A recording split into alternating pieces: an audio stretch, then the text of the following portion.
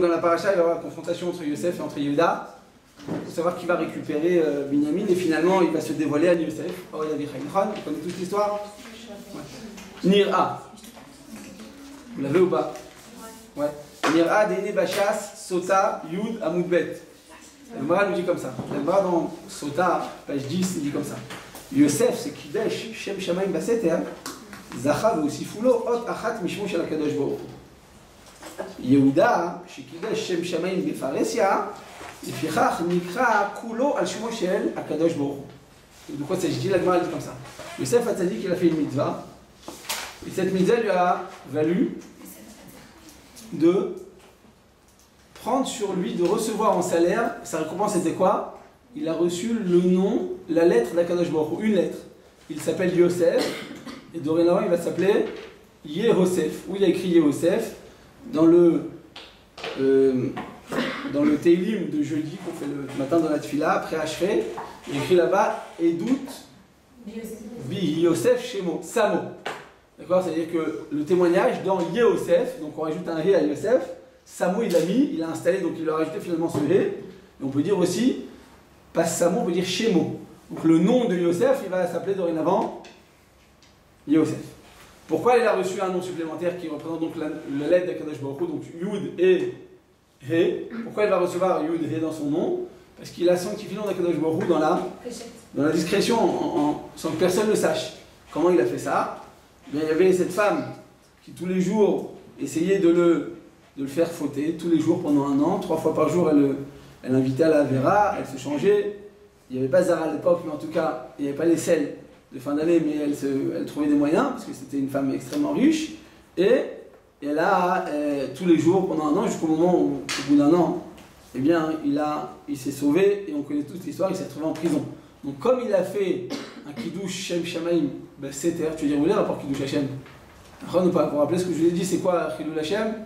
Quand j'étais petit en France, on disait, c'est de rentrer au McDonald's pour te laver les mains. Vous connaissez cette histoire ou pas? Tu vas aller aux toilettes au McDonald's en plein dans Paris, bah, c'est péché, tu fais un grand Kiddush Hashem. Ou pas? Bon alors, donc Kiddush Hashem, c'est quoi? C'est pas là, Kiddush Hashem, c'est quoi? En quoi c'est un Kiddush Hashem? Il était avec une femme, il s'est sauvé. C'est pas, quoi Kiddush Hashem? On comprend bien que Kiddush Hashem, c'est pas les mêmes notions qu'on a entendues de notre galénette, que Dieu la bénisse, dans notre jeunesse. C'est pas ça. Kiddush Hashem, c'est quand tu viens faire le nom d'Akadosh Baruch Hu, tu viens sanctifier le nom d'Hashem. Quand tu sanctifies le nom d'Hashem, c'est pas parce que tu es bien vu. Souvent, on a tendance à traduire injustement, et d'ailleurs c'est une erreur qu'il faudrait réparer une fois pour toutes, que Kiddush Hashem, c'est trouver grâce aux yeux des gens qui ne sont pas religieux. D'accord ou pas? C'est quoi Kiddush Hashem? Ah non, je fais Kiddush Hashem, là, oh là là. Quand il m'a dit que les rabbinim, ils disent n'importe quoi, je me suis tué, mais j'ai fait un Kiddush Hashem, là, grave. J'aurais pu le rentrer dedans, mais je me suis retenu, j'ai fait un gros Kiddush Hashem. Voilà, en te taisant, tu as fait un gros Kiddush Hashem. Pourtant, mais il va dire que les religieux, c'est des gens sauvages et qui répondent et qui ne savent pas se retenir. Non, mais si cet homme-là, comme ça, il dit Rav Pinkus, si quelqu'un il va dans la rue et quelqu'un il insulte sa mère, il lui crache dessus, il dit non, mais moi je suis grand, je suis un homme propre, j'ai une cravate, ouais, je me retiens encore un peu de retenue. Mais t'es un fou. Si tu t'excites pas dans tous les sens, t'es un fou, oui ou non? Est-ce que tu fais un Kiddush Hashem en te retenant quand vient les vasotes et ta Torah? Non, pas du tout. C'est ça, Chilul Hashem. Chilul Hashem, si tu prends le nom d'Akadosh Baruch Hu, tu ne le mets pas en avant. Tu ne viens pas maintenant sanctifier, c'est pas par rapport aux Améharatzot et aux Goïm et aux gens qui n'ont pas de date Torah. Vous comprenez? Le consistoire, quand il dit on fait du Kiddush Hashem parce qu'on est bien vu, parce qu'on ne fait pas de trucs, c'est pas du tout du Kiddush Hashem. Quand on va faire la Shrita, on va le faire discrètement pour pas que les gens savent qu'il y a une effusion de sang, mais sois-en fier, la Torah te dit qu'il faut qu'il y ait du sang comme ça. Ou pour une Brit Mila, il faut qu'il y ait du sang qui coule. Non, mais il y a des docteurs qui se font, ils sont plus chachamim, ils font un truc sans sang. Ouais, c'est magnifique, c'est un Kiddush Hashem, c'est pas du Kiddush Hashem, c'est des Chilul Hashem. Tu prends le nom d'Akadosh Baruch Hu, Hashem il veut que les choses se passent ainsi, toi tu dis non. Parce que par rapport au Améharatzot, par rapport au Goïm, c'est mal vu. Mais je m'en fiche que ce qu'ils voient. Je t'ai pas dit maintenant de te faire le fou parce que tu es religieuse, de t'exciter, je t'ai pas dit ça du tout. Je dis juste que c'est pas trouver grâce à une personne qui va contre la Torah, c'est pas ça. Il faut retirer de cette idée de la tête, c'est une erreur absolue et ça peut être Chilul Hashem. On montre que si tu fais ça, tu fais rien. C'est quoi Kiddush Hashem pour Yosef Hatzadik? C'est refuser de fauter avec cette femme. Il aurait pu dire écoute, bon ça va, viens on se marie, viens je t'amène au Copernic, je te rends juive en 5 minutes, et puis voilà, ça va, je suis un être humain quand même, et puis finalement, à fond, voilà, je comprends. Voilà. Finalement, vous avez compris. En fait, Rabotai, Kiddush Hashem, c'est ça, c'est que tu viens maintenant, tu sais qu'Akadosh Baruch Hu, il attend de toi, eh bien, de te retenir, de t'éloigner de la tentation. Et même si après tu as fini en prison, maintenant ils savaient très bien qu'on allait en prison, qu'est-ce qu'ils allaient dire? Ils savaient très bien qu'elle n'allait pas lui dire j'ai attaqué cet homme. Ils savaient très bien que c'était une mauvaise femme, qu'elle allait inverser les choses et qu'elle allait dire cet homme a essayé de m'attaquer, on est bien d'accord? Donc c'est un Kiddush Hashem ou pas Rabotai? Pour qu'on s'y histoire, ça aurait été un grand Kiddush Hashem, moi, truc, c'est super bien vu, truc. Ça veut dire, voilà, c'est très. En fait, c'est médiatique, voilà. Quand je dis concert, je ne viens pas attaquer je suis en train d'expliquer que c'est pas médiatique. Kiddush Hashem, c'est pas médiatique. C'est pas par rapport à ce que des journalistes, des armées aratzot, des goïms, des gens qui n'ont pas de la Torah vont juger de la Torah. C'est pas ça. Kiddush Hashem, c'est quand tu penses qu'Akadosh Baruch Hu attend de toi. Même si ça va te coûter cher, ça va lui coûter très cher. Il va passer 12 ans de sa vie en prison. C'est un gosse à ce moment-là, on est d'accord. Il a été jeté à 17 ans, à 30 ans il va sortir roi, mais pendant ces 12 ans il était en prison, jeté dans un trou, et puis à l'époque c'était à perpétuité. En tout cas, à Rabotai, comme Yosef Hatzadik, il a fait un Kiddush Hashem, mais il l'a fait dans la discrétion parce que personne ne savait ce qu'il avait fait, c'était pas posté dans les journaux, c'était pas un acte qui a été publié. Akadosh Baruch Hu, il va lui rajouter une lettre de son nom, du nom d'Hachem dans le nom de Yosef. Très bien, donc c'est plus Yosef, c'est Yosef. On voit dans la Torah, on ne dit pas Yosef. Non, on dit pas, on dit que Yosef, vous avez raison. Mais c'est-à-dire Hachem, il a juste donné son sceau, c'est tout. Il n'y a pas besoin de le porter après la vie. Mais il a donné son sceau. Akadosh Baruch Hu, il a dit voilà, Yosef, ce que tu as fait, c'est extraordinaire. Mais ce qu'il a fait Yosef, c'est pas humain. Il écrit qu'aucun homme n'aurait pu tenir ce qu'il a fait. Yosef, il faisait partie des 7 hommes les plus beaux du monde. Et 7 hommes, il y avait aussi Rabbi Yochanan. Rabbi Yochanan, il était tellement beau qu'il se mettait devant les mikvaot. Et quand les femmes, elles le voyaient, on n'a pas le droit de dire une femme qui sort d'un mikvé. Alors il y a écrit qu'est-ce qu'il faisait, Rabbi Yochanan, il se mettait exprès devant le mikvé, comme ça les femmes elles le contemplaient, et après elles avaient dans leur tête le visage d'un tzaddik pour avoir une influence sur les enfants qui sont tzaddikim. Il y a écrit c'est bien de regarder le tzaddik, tu regardes ton Rav, tu regardes la doucha qu'il a, tu regardes ce qui émane de lui. D'accord? Et alors pourquoi je vous dis ça? Parce que Rabbi Yochanan, c'est du Jonathan ou Yochanan? Non, Yochanan, Rabbi Yochanan, qu'est-ce qu'il a fait? On dit qu'il ne faisait pas partie de cet homme le plus haut, pour ça il était extrêmement beau. Alors on dit quoi? On dit pourquoi il n'a pas fait partie de la liste? Parce qu'il n'avait pas de barbe. Être beau sans barbe, c'est facile. Être beau avec une barbe, c'est tout un... Les 7 hommes qui étaient les plus beaux du monde, malgré leur barbe, ils étaient extrêmement. Al-Kol Balim Rabotai. Donc Yosef, en tout cas, il en faisait partie. Aval Yehuda. Alors, tandis que Yehuda, comme il a fait un Kiddush Hashem Begalouï, comment il a fait un Kiddush Hashem Begalouï? Il a dit devant Tamar, il a dit Tzadka Mimeni, c'est elle qui a raison, c'est moi qui ai fauté finalement. Je suis parti avec une femme, je ne savais pas que c'était elle, je n'ai pas voulu donner mon fils, elle a raison. Je reconnais, c'est moi qui est dans l'erreur. Alors, il savoir reconnaître ton erreur en public, t'es un surhomme. T'es un homme, t'es un malach Hashem. Tu fais un Kiddush Hashem, mais en plus, imagine-moi, c'était le Av Bedin. Av Bedin, quand tu es assis de l'autre côté de la table, tu as une certaine prestance, tu as une certaine respectabilité qui va pas te rabaisser. Là, non seulement tu te rabaisses au banc des accusés, mais en plus c'est une faute très, très basse, très vile. Il est parti avec une femme dans la rue comme ça, chez Mishmor. Il aurait pu dire ah non, c'est bon, je reconnais les trucs, ne la tuez pas, je vais vérifier. En tant qu'Avadine, il aurait pu passer ça à crème, ou pas. Il aurait pu passer ça sous le truc, non, c'est bon, ne la tuez pas, j'ai mes raisons. Comme c'est Avadine, on aurait pu l'écouter. Il n'a pas dit ça, il a dit ah, putain, je reconnais mon erreur, c'est moi qui ai fauté, c'est pas elle, c'est moi qui ai fauté. Bon, ce qu'il a fait, c'était un acte de bravoure incroyable. Donc, mais il a fait ça en public, tout le monde, tout le Bedin, tout l'entourage, toute Sanhedrin ont reconnu l'erreur de Yehuda, mais ils n'ont pas dit tu te rends compte, c'est un homme, il va avec une femme comme ça, c'est quoi cet homme, c'est quoi ce rab? C'est un surhomme, il a réussi à reconnaître son erreur en public. Une erreur, elle est humaine, mais que tu arrives à la reconnaître et que tu arrives à te relever, c'est ça la force de Yehuda. Ce que j'ai dit la semaine dernière, c'est qu'il a réussi à se relever de sa faute. Reuven, il a fait une faute, mais il n'a pas réussi à se relever. Il s'est fracassé, il n'a pas réussi à se remonter. Toute sa vie, il était austère. Les chrétiens, c'est comme ça, leur service divin, c'est toujours dans le mal, dans l'austérité, dans le regret, mais un regret qui brise la personne. Il faut regretter quand tu agis mal, quand tu as des mauvaises pensées, quand tu as des mauvaises actions, quand tu as des mauvaises midotes. Mais il faut te relever. Si tu regrettes, tu recules pour mieux sauter, alors effectivement ton regret était finalement une construction. Mais si ton regret il te brise, je vois rien, je suis nul, je suis pas belle, je suis pas bien dans la peau, elle est mieux que moi. Alors ce regret-là, il te brise, et ça, c'est l'inverse de ce qu'Akadosh Baruch Hu attend de toi. D'ailleurs, j'ai dit aujourd'hui à quelqu'un, je lui ai dit la Avodat Hashem, mais Tzahara, il veut une chose. il veut pas que tu tombes, parce qu'une fois de plus, tomber dans la Vera, ça fait partie de la nature humaine. D'accord? L'être humain, il est matériel, il a tiré vers des choses qui sont matérielles, qui sont basses. C'est comme ça l'être humain. C'est-à-dire notre corps, j'entends. Maintenant, il y a une partie dans notre corps qui est très élevée. Alors, que le corps soit attiré vers la matérialité, c'est logique. Je suis pas en train de minimiser la faute, mais c'est pas critique. Par contre, l'après-faute, quand tu fais la Vera en général, on a tous ce sentiment.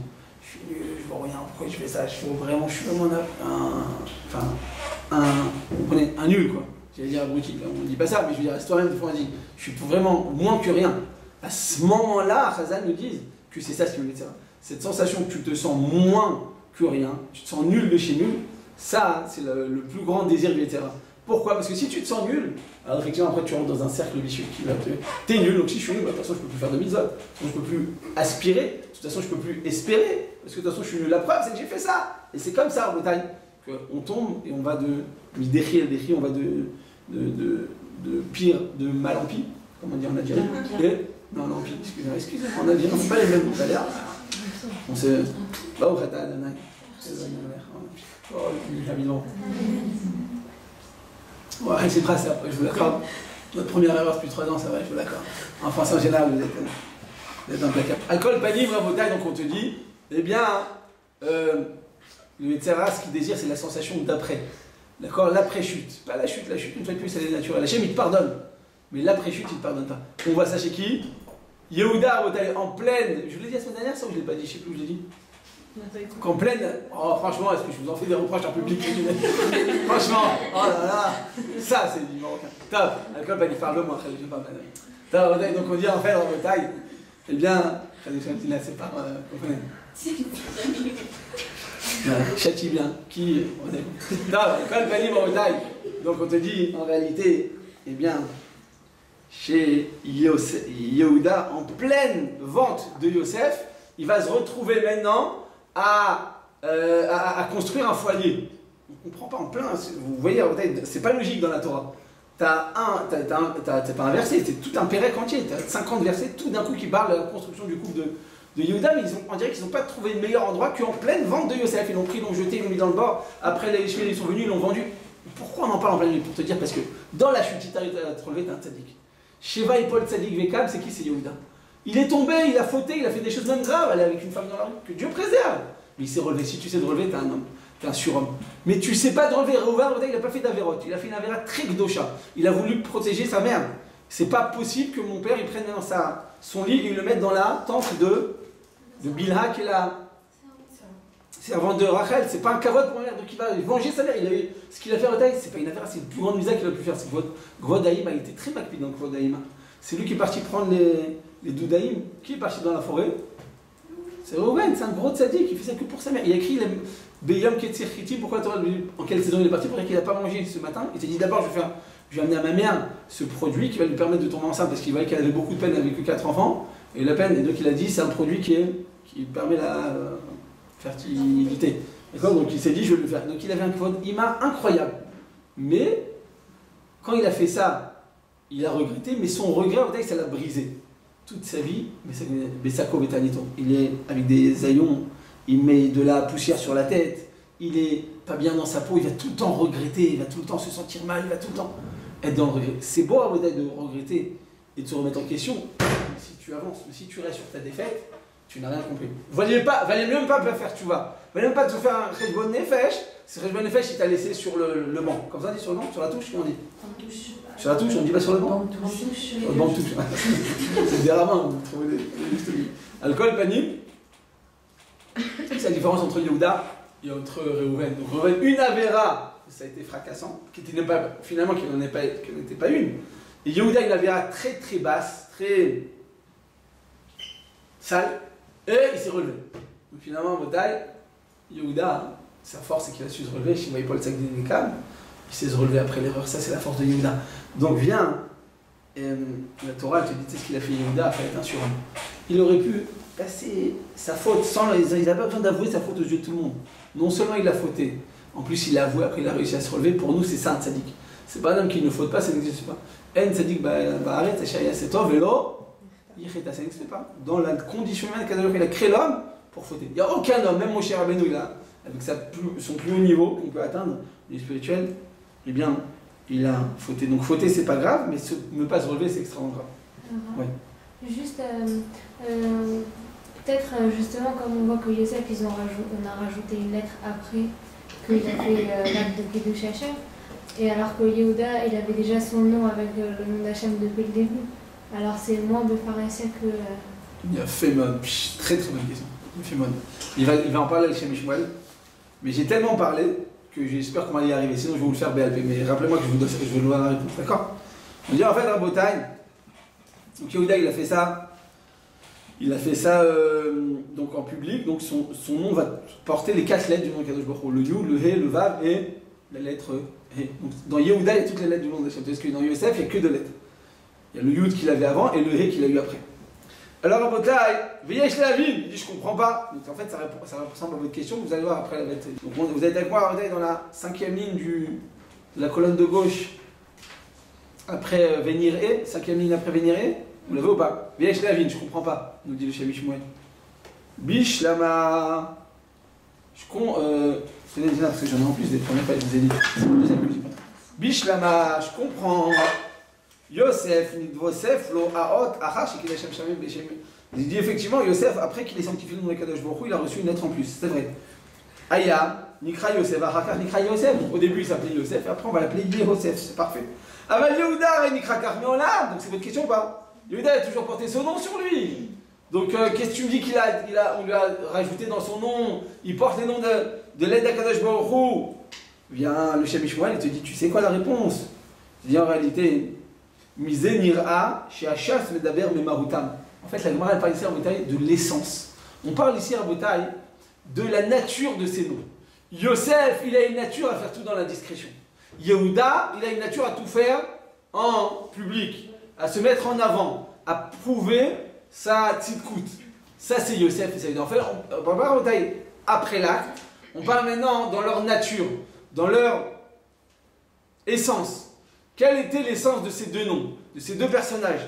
L'un, il agit toujours dans la discrétion, dans la Vodat Hashem, j'entends. Tandis que l'autre, il agit toujours bien dans la mise en, comment dire, j'aurais pas dit un étalage, mais j'aurais dit il fait les choses de manière publique et de manière évidente, il vient surtout pas cacher sa Vodat Hashem.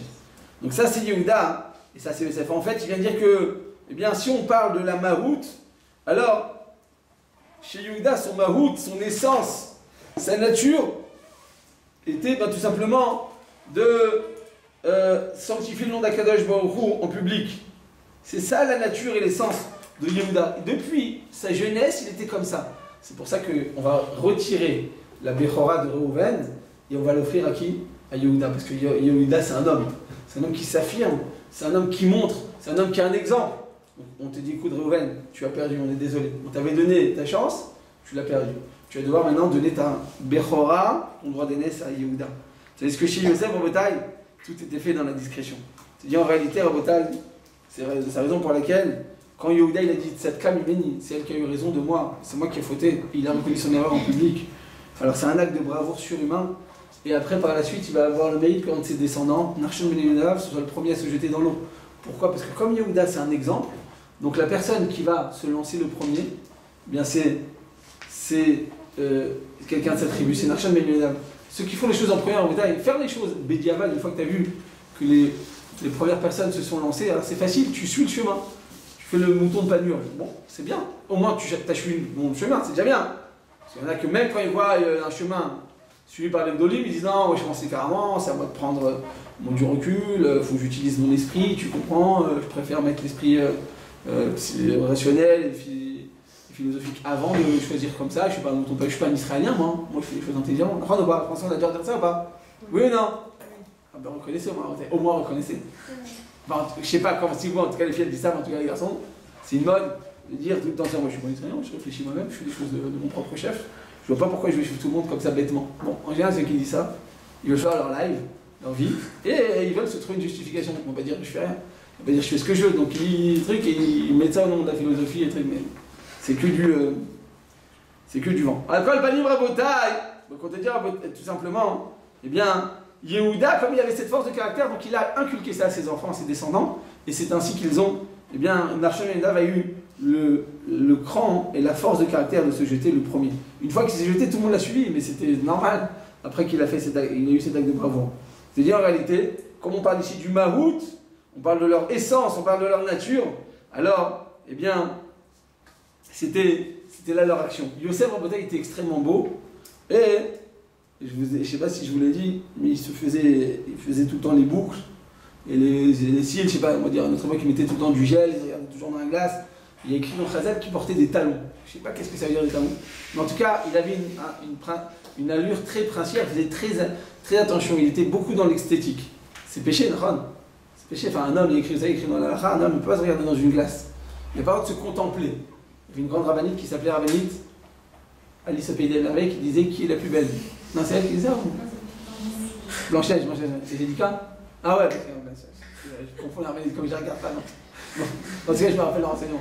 Elle avait entendu quoi? Qui est la plus belle? Ça, c'est permis pour une femme, il ne faut pas d'attendre qu'elle vous réponde. En tout cas, si vous voulez le faire, vous avez le droit. Mais un homme n'a pas le droit, il n'a pas le droit de se contempler dans une glace. Il peut se regarder, peut voir que tout va bien, qu'il est bien ordonné, qu'il y a un truc à faire. Mais se regarder, se contempler, on n'a pas le droit. C'est la source, c'est une avéra de l'oïlbash. C'est quoi l'oïlbash? On n'a pas le droit d'adopter un comportement qui est réservé à la gente féminine. Et donc, eh bien, Yosef Hatzadik, il était un petit peu, dans son comportement, peut-être un peu attiré vers le côté esthétique, c'était trop. Et alors, quelle a été sa punition? Vatit Fesehu Bigadav. Elle lui a attrapé. On a dit pourquoi la Torah a besoin de rajouter ce détail? On s'en fiche pour aller l'attraper.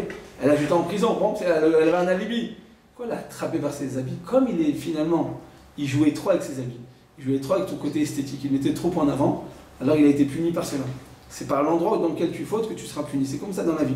D'accord? Donc ce que tu fais, tu reçois. L'homme ne reçoit finalement que ce qu'il a récolté. Et donc, ce qu'il a semé. Il ne va récolter que ce qu'il a semé. Donc finalement, comme il a fauté par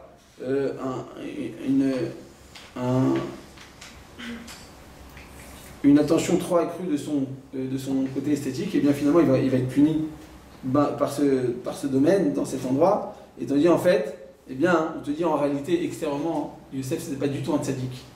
C'était peut-être un rabbin d'Hollywood ou je ne sais quoi, mais intérieurement c'était un très grand tzaddik. L'intérieur de Yosef il était très très très tard. On l'appelle tzaddik Yesod Olam. C'est quoi tzaddik Yesod Olam? Un Yesod en fait c'est un fondement, une fondation. Quand ils ont construit l'Empire State Building, eh bien, ils ont d'abord creusé.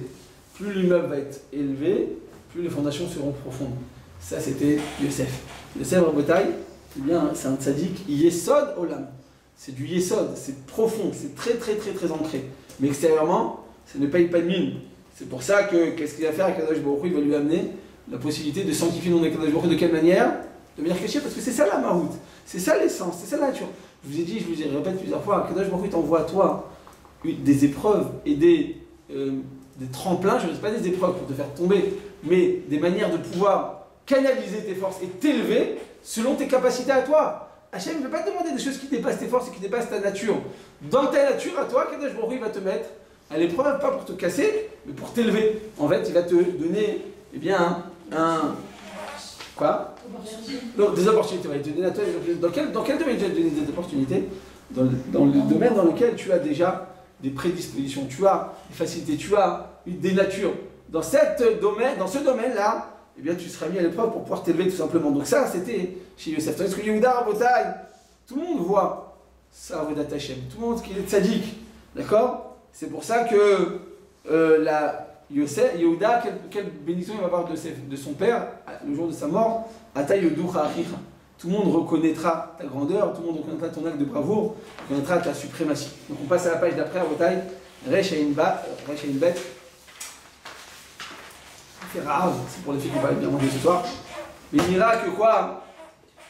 Donc Rabotai, il me reste 5 minutes pour vous demander comment on doit servir à Kadosh Baruch Hu. Comme Yosef ou comme Yehuda?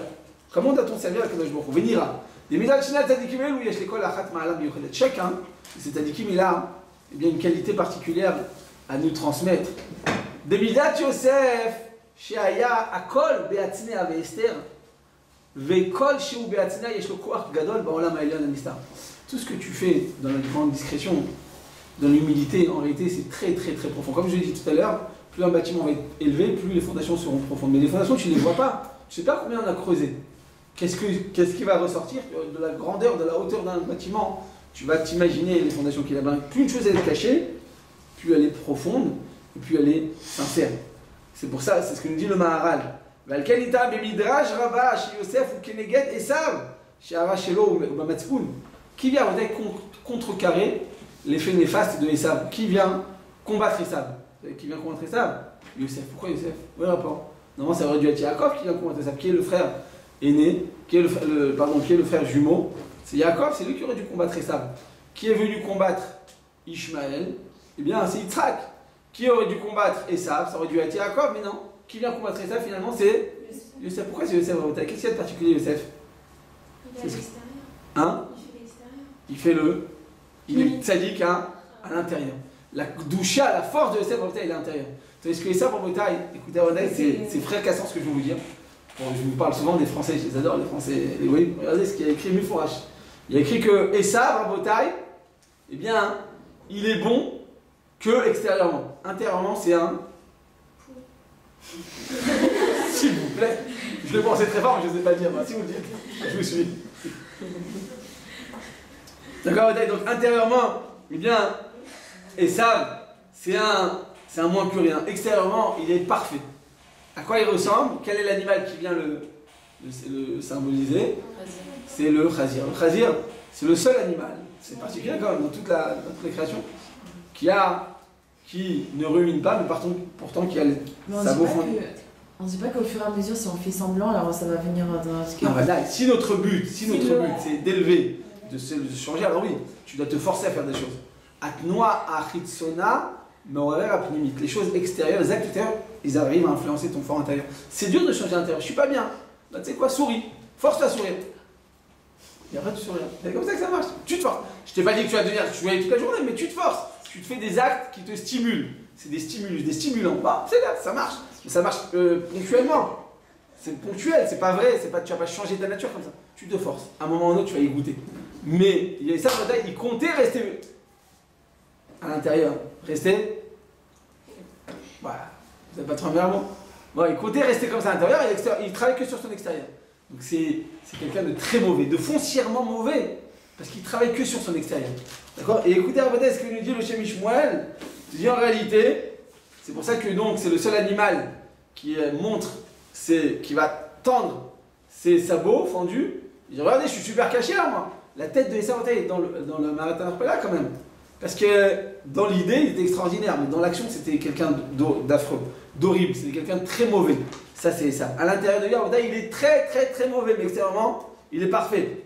Regardez ce qu'il dit à Avodaï de Perké. Vous l'avez avec moi, Perké des Rabbi Eliezer, Perké des Ra. C'est qui Ra? C'est Rabbi Eliezer. D'Arkan. Chez le Rechem, c'est quoi Avodaï?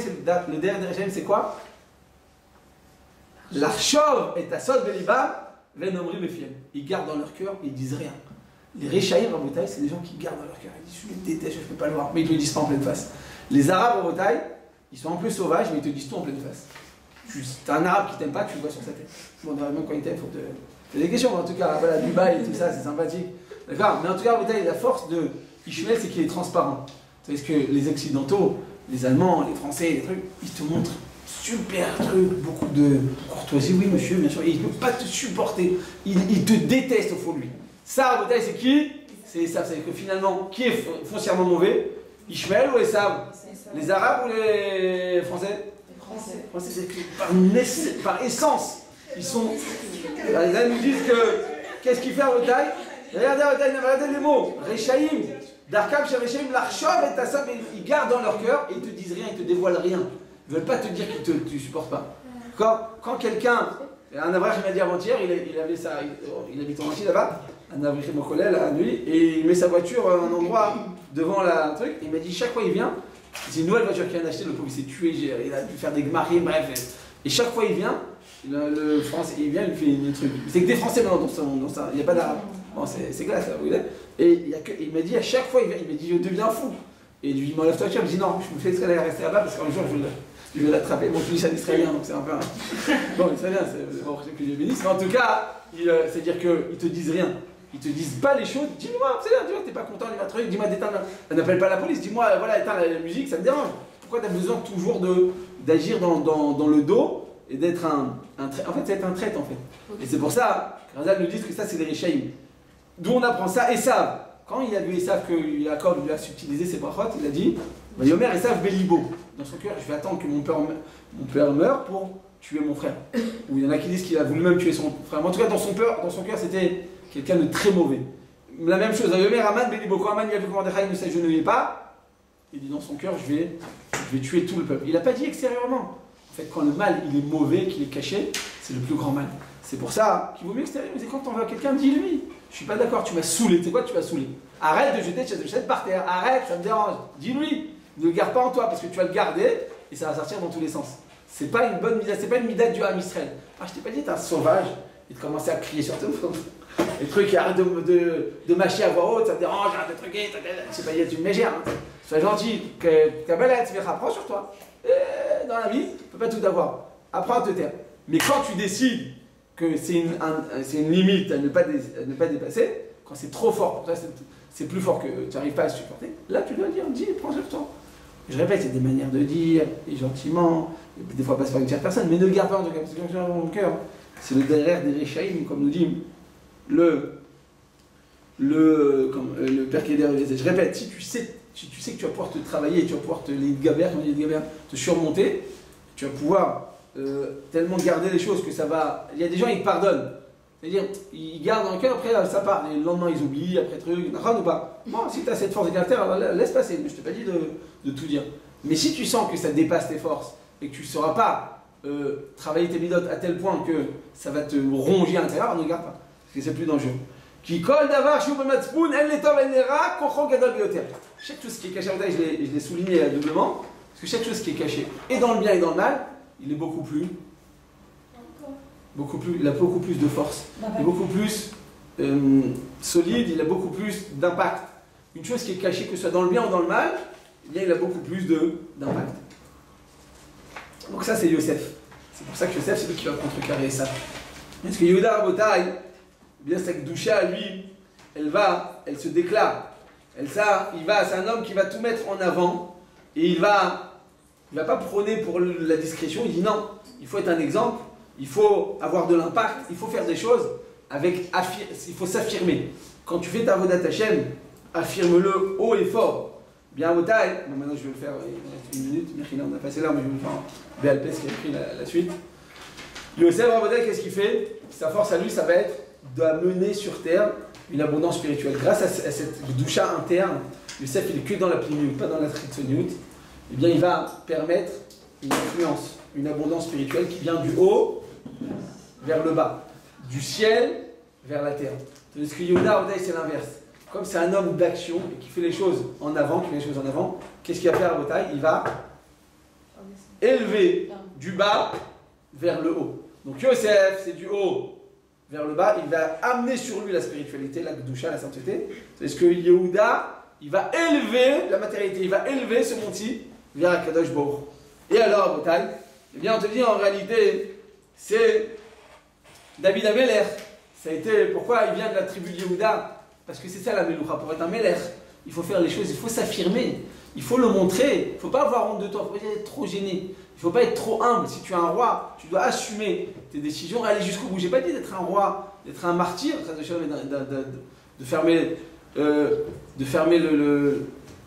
d'éteindre l'opinion publique, non.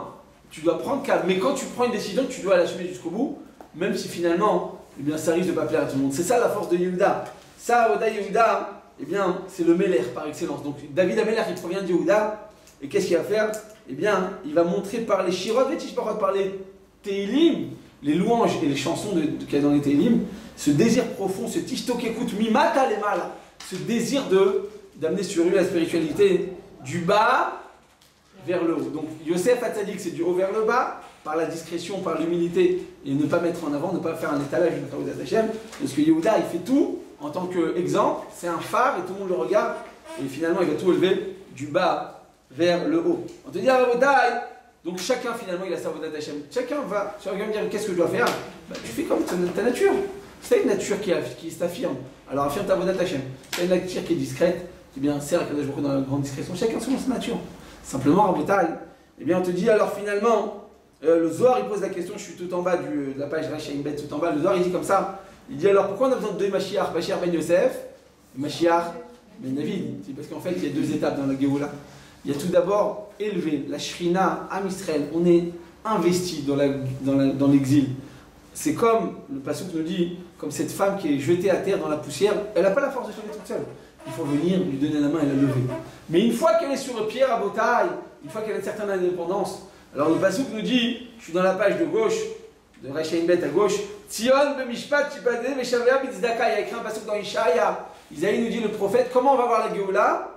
B'mishpat ou b'tzdaka. Il faut la Torah et il faut la tzedaka, il faut la chesed. Il faut la Torah et le chesed en Botaï. Quand tu as la Torah et le chesed, tu amènes le Mashiach. Alors il faudrait savoir, c'est Hachem qui va nous lever, parce qu'on est trop investi dans la matérialité et dans l'exil, ou bien ça dépend de nos actions, c'est nous qui devons agir, c'est Beïta ou c'est Achishena, ça dépend de nous, ça dépend d'Hachem. Il y a deux étapes. D'abord, Hachem doit nous lever, parce qu'on est éteint, on est posé, on est trop dans, on n'arrive même plus à s'en sortir. Hachem il c'est Mashiach ben Yosef. Je vais appeler ça c'est quoi son force? Sa force elle va de où? Du haut vers le bas. Donc si Aruta dit, on demande à Hachem, Hachem, nous on ne va pas s'en sortir. Hachem, donne-nous la main, donne-nous une opportunité pour pouvoir se relever. J'ai envie, mais j'ai pas la force. J'ai pas de force comme cette femme qui est jetée à terre et il y a des brigands autour d'elle, ils vont la manger, elle peut rien faire. D'abord, on demande qu'Hachem nous donne cette opportunité. On a besoin d'un réveil du haut vers le bas, Itaruta, il a un réveil d'en haut. Une fois que tu t'es levé, tu t'es mis sur le pied, eh bien qu'est-ce qu'on te demande? Les Shavea b'tzdaka, il fait de la tzedaka, Tzion b'mishpat, tipade, fais du mishpat, fais de la justice, étudie la Torah, enseigne cette Torah, vis cette Torah. La Torah est le chesed. Donc d'abord, on te lève, et après, une fois que tu es sur pied, eh bien, tu dois faire un travail pour élever du bas vers le haut. Donc c'est Yehuda. Donc c'est Yehuda, c'est Mashiach ben David. Donc d'abord, on commence par Mashiach ben Yosef, il nous élève, il nous sort de la poussière. Une fois qu'on a cette indépendance, qu'on se tient sur pied, on passe à la deuxième étape, Mashiach ben David. Et c'est ça, ce qu'on espère finalement en Botaï. Donc on a dit à Botaï, chacun doit servir à Kadosh Baruch Hu selon ses tendances. Tu es ou Yehuda, tu dois choisir ton clan, tu dois savoir d'où tu viens. Est-ce que tu es Yehuda ou est-ce que tu es Yosef? De quelle tribu tu viens? Eh bien, une fois que tu arrives à te définir, tu arrives à t'analyser qui tu es vraiment, alors c'est un Kadosh Baruch Hu avec tes qualités. Ou bien comme Yosef, ou bien comme Yehuda. Et Yosef, j'ai pas dit maintenant de faire la... Parce que Yosef, il était très beau, il mettait que son côté esthétique en avant, j'ai pas dit de faire ça pour lui faire des choses. Mais Yosef, sa force, c'était que dans l'intériorité. Et c'est comme ça qu'il a réussi finalement.